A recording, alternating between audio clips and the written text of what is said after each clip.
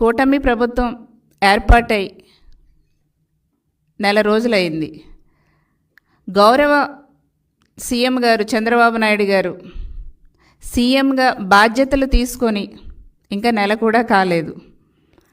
అప్పుడే సాక్షి విషపత్రికలో తప్పుడు ప్రచారాలు, తప్పుడు రాతలు, పిచ్చి మాటలు, ఇవన్నీ కూడా ప్రచారం చేస్తున్నారు.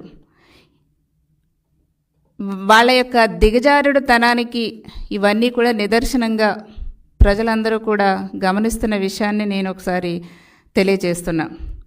ఈ రోజున ఎలక్షన్ ముందు ఏదైతే రాష్ట్ర ప్రజలు అన్ని విధాలుగా వైసీపీ పాలనలో ఇబ్బంది పడ్డారో ఆ ఇబ్బందుల్ని తొలగించడానికి కూటమి ప్రభుత్వం వచ్చిన తర్వాత మేము డెఫినెట్గా ఇవి చేస్తాం అని ఏదైతే హామీలు ఇచ్చామో అవన్నీ కూడా చేయటం మొదలుపెట్టాం.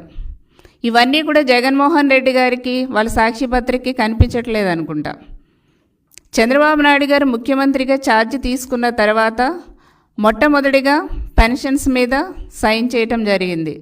సెకండ్ డిఎస్సి టీచర్ పోస్టుల మీద సైన్ చేయటం జరిగింది. థర్డ్ ల్యాండ్ టైటిలింగ్ యాక్ట్ మీద సైన్ చేయటం జరిగింది. ఫోర్త్ అన్నా క్యాంటీన్ మీద సైన్ చేయటం జరిగింది. ఫిఫ్త్ ఈ గణన మీద సెన్సస్ మీద ఇది స్కిల్ సెన్సస్ మీద సైన్ చేయటం జరిగింది. దాదాపుగా 65 లక్షల మందికి జూలై 1వ తారీఖున 4,408 కోట్ల రూపాయల పెన్షన్స్ చాలా అట్టహాసంగా ఒక రికార్డు స్థాయిలో సచివాలయ ఉద్యోగుల ద్వారా పంపిణీ చేసినటువంటి ఘనత చంద్రబాబు నాయుడు గారి ప్రభుత్వం అనేది. ఇవి మీకు కంటికి కనిపించలేదా?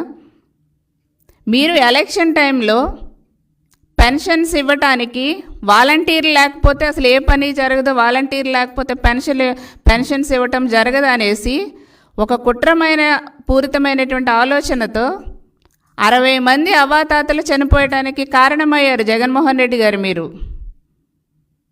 ఈ రోజున ఏకదంగా అదే సచివాలయ సిబ్బంది ద్వారా రికార్డు స్థాయిలో మేము పెన్షన్లు ఇప్పించాం.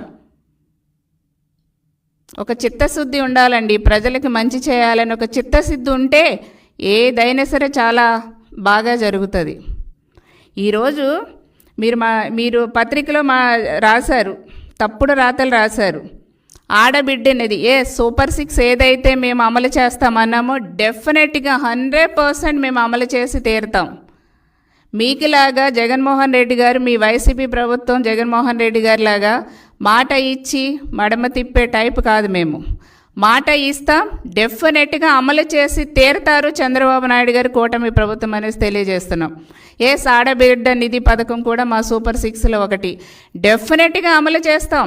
దానికి విధి విధానాలు రూపకల్పన చేస్తారు, ఆ నిబంధనలన్నీ పెడతారు, డెఫినెట్గా అది ఇంప్లిమెంట్ చేసి తీరుతాం.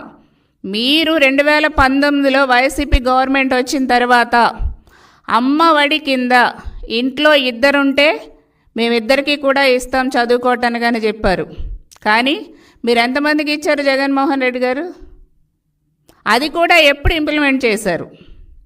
మీరు ఇద్దరికి ఇస్తాం అమ్మఒడి అనేసి మీరు ఎలక్షన్ ముందు చెప్పి 2019లో గవర్నమెంట్ వచ్చిన తర్వాత ఒక్కరికే ఇచ్చారు.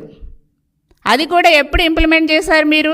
2019లో గవర్నమెంట్ వస్తే మేలో మీరు ఇంప్లిమెంట్ చేసింది ఎప్పుడు? 2020 జనవరిలో ఇంప్లిమెంట్ చేశారు. అంటే ఎంత గ్యాప్ ఉంది? 1 ఇయర్ అయిపోతుంది దగ్గరగా.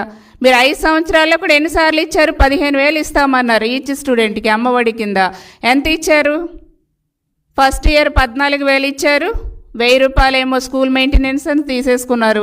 తర్వాత 15,000లో 13,000 ఇచ్చారు, మిగతా 2,000 మళ్ళీ స్కూల్ మెయింటెనెన్స్ కింద తీసుకున్నారు. అంటే అమ్మఒడి కింద 15,000 రూపాయలు ఇస్తామని చెప్పి ఫైనల్గా మీరు ఇచ్చింది ఎంత?